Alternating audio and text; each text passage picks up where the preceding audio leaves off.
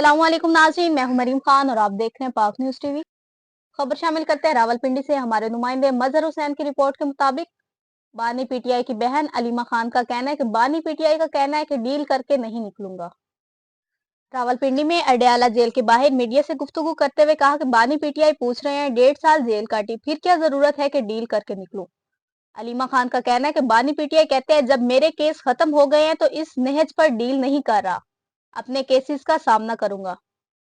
उन्होंने कहा कि बानी पीटीआई ने कहा है वो बनी गाला में नजरबंद नहीं होंगे।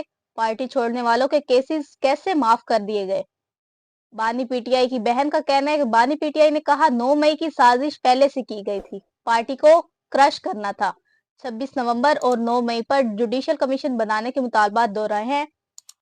अलीमा खान ने यह भी कहा कि बानी पीटीआई का दूसरा मुतालबा है बेगुनाह कैदियों को रिहा किया जाए।